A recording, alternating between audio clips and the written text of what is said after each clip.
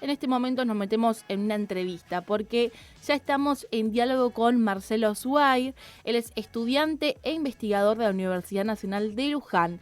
Se dedica al estudio del extractivismo y su relación con el medio ambiente y la reproducción social, y estaremos hablando acerca de los glaciares, cómo afecta esto y sus consecuencias. Así que te doy la bienvenida, Marcelo. ¿Cómo estás? Buen día, ¿cómo están? ¿Todo bien? Bien, todo bien. Muy contentos de charlar este día con vos, así que te agradecemos también por tu tiempo. En este sentido, te consulto, bueno, para que le cuentes a la audiencia, ¿no?, acerca de tu tema de investigación. Primero, ¿qué es el extractivismo o qué es el extractivismo cuando hablamos de esto? Sí, el extractivismo a lo largo del desarrollo como concepto se ha ido entendiendo como un concepto para poder referir a la crisis ambiental o a un conjunto de actividades de las cuales depende esta crisis ambiental, o también dialogar con otros autores que trabajan la temática. Entendemos al extractivismo como un mecanismo de apropiación y cosificación de los bienes comunes naturales, conocidos como recursos naturales, que están disponibles en los territorios. Esa apropiación se lleva a cabo a través de procesos de colonización, por lo general, y patriarcalización de los territorios, donde lo entendemos como un proceso en el que se apropian los recursos naturales. Yo prefiero decirle bienes comunes. Bien, Los territorios son explotados en ese proceso independientemente de su configuración, ¿no? Sea rural, sea urbano, sea costero, fronterizo, etcétera, y los dotes específicos que tengan, ¿no? Pues no es lo mismo el bien común que va a tener en la costa, por ejemplo, o la que va a tener un territorio urbano, que es por lo general donde, al menos donde yo habito actualmente, en el conurbano, que es la tierra, digamos, lo que más se apropia es la tierra para generar procesos inmobiliarios. Bueno, esos territorios son explotados y lo que pasa es que después se deja en condición de despojo a las poblaciones que habitan esos territorios y a las poblaciones no humanas, pero que son seres vivos. Y con eso referimos al ecosistema en general. bien. Animales, flora, insectos, etcétera. Bien, bien, perfecto. En este sentido, te consulto también, bueno, ¿cómo afecta o qué consecuencias tiene, ¿no?, esto en las zonas de glaciares? Sí, vale aclarar también que, bueno, este mecanismo también se configura por un montón de actividades, los agronegocios, el despliegue inmobiliario, la pesca indiscriminada, los procesos industriales fabriles, la megaminería o fracking, como se le dice, Ujú. eh, o el avance petrolero en territorios costeros, también conocido como offshore.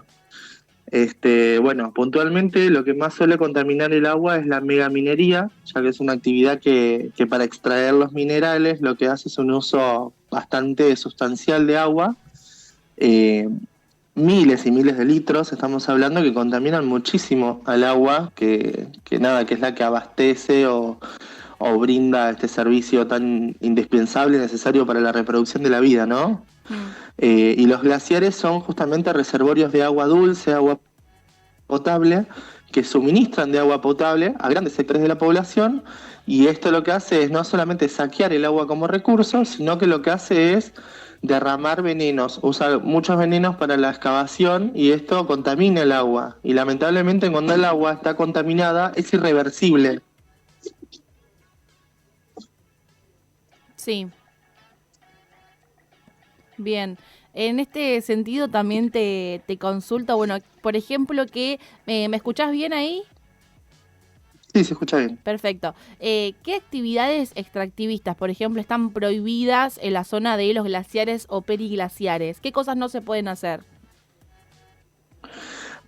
Prohibido, a ver, hablando de prohibido en el sentido total de la palabra, no hay. Si bien tenemos la legislación ambiental, que en este caso es la Ley Nacional de Glaciares, este, hay actualmente mineras que se instalan en territorios donde supuestamente hay una prohibición.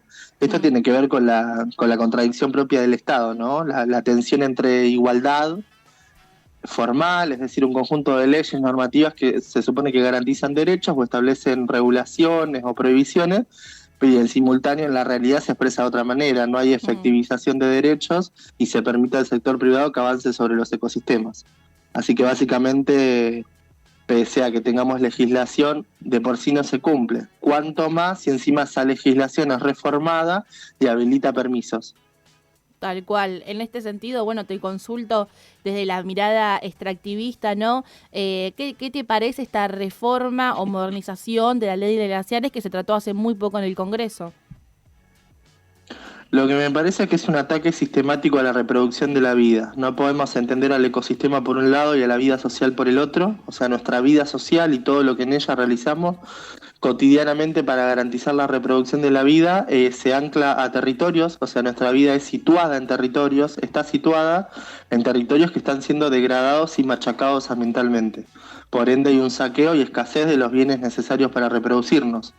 Y por eso hay que entender a la reforma de la ley de glaciares. Bueno, ahora se viene la reforma de la ley de manejo de fuego, se está buscando reformar la ley nacional de bosques nativos y hay que entenderla en conjunción con la reforma esclavista laboral. O sea, en un contexto de supercrisis donde hay cada vez más dificultades para satisfacer las necesidades, se suma más laburo, la necesidad de vender más la fuerza de trabajo para satisfacer esas necesidades, se suma que hay territorios degradados. Entonces, ¿qué cuidados podemos garantizar pensando en la necesidad de cuidados que hay, de redes de cuidado para las infancias, por ejemplo, en territorios que están siendo degradados y que se exige cada vez más laburo para llegar a fin de mes, para ponerlo bien de forma superficial? Y encima hay territorios en los que estamos escaseados de agua, de alimentos. Entonces ya no es un ataque solo a la naturaleza o al trabajo propiamente dicho, sino un ataque directamente contra la reproducción. Por eso es que se hace tan necesaria la lucha y resistir a este tipo de medidas que nos atacan directamente a la vida. O sea, no, Sí. y la vida es política. Tenemos que entender que todo está politizado y no entenderlo como sucesos aislados, sino totalizar los procesos sociales. Sí, sí, totalmente. En este sentido, quería consultarte, bueno, ¿qué impactos sociales, ¿no? Culturales tienen estas extracciones en lo que tiene que ver en estas zonas glaciares, sobre todo? ¿Hola? Sí, te consultaba ¿Me repetirías, por favor, la pregunta? Porque se cortó un poco justo. Sí, sí, no hay problema. No, te consultaba qué impacto social o cultural tienen este tipo de extracciones. Lo que pasa fundamentalmente con las actividades extractivas cuando se instalan en un territorio, independientemente de su configuración espacial, geográfica, en términos de paisaje y demás, es que vienen impregnadas con un componente eurocentrista, ¿no? Con la idea de modelo de desarrollo, con la idea de progreso, de ascenso social, y nada, vienen con esa noción europeizante que lo que busca es borrar la diversidad de identidades que hay en los territorios. Por ejemplo, comunidades campesinas, originarias, indígenas, pueblos originarios, que tienen como una cosmovisión totalmente distinta de estos proyectos, que es el cuidado del ambiente, entender el ecosistema como parte fundamental de la vida, de la espiritualidad, de la reproducción.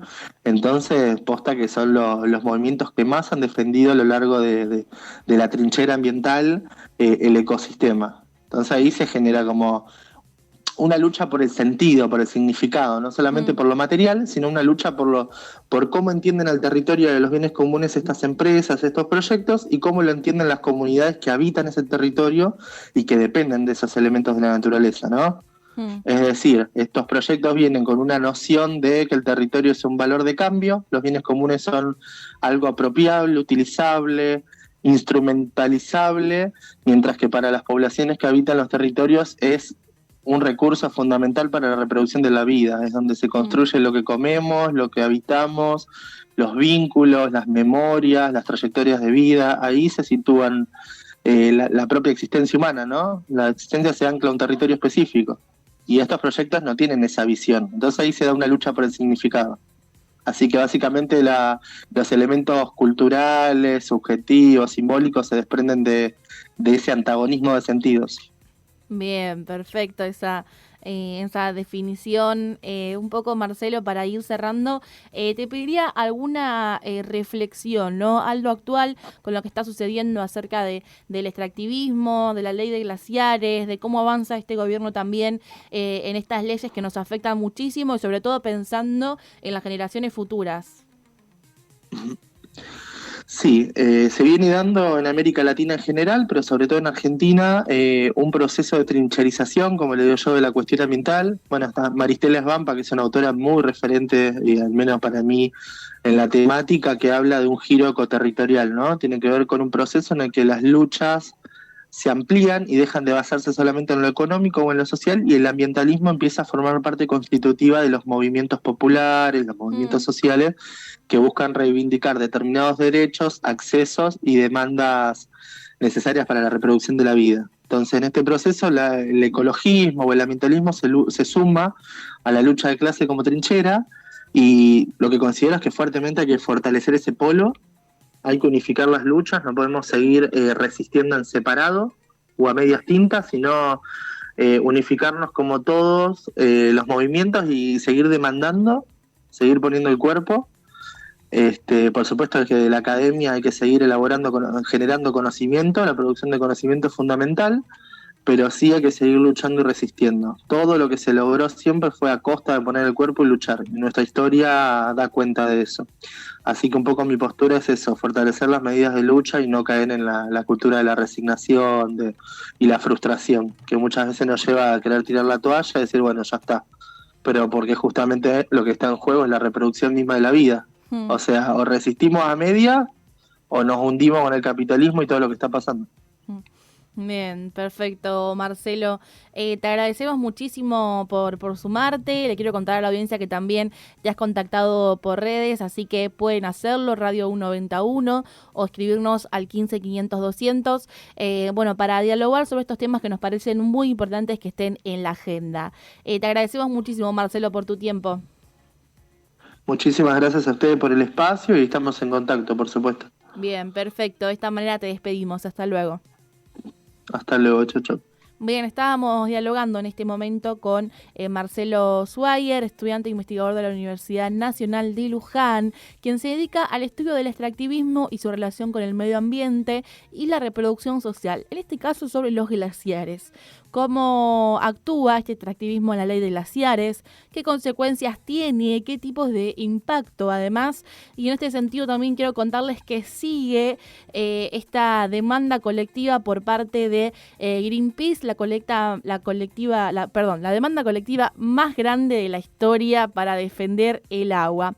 Pueden encontrarla en infogreenpeace.org y poder sus datos en este sentido, donde pueden formar parte de esta colecta más grande. Ya tiene 849.685 personas que entraron en esta colecta más grande y faltan 150.000. Así que si todavía no firmaron, pueden ser parte y llegar a 1 millón de personas para modificar esta ley de glaciares y hacer efectiva esta demanda. Si todavía no lo hicieron, pueden entrar y sumarse a este formulario exclusivo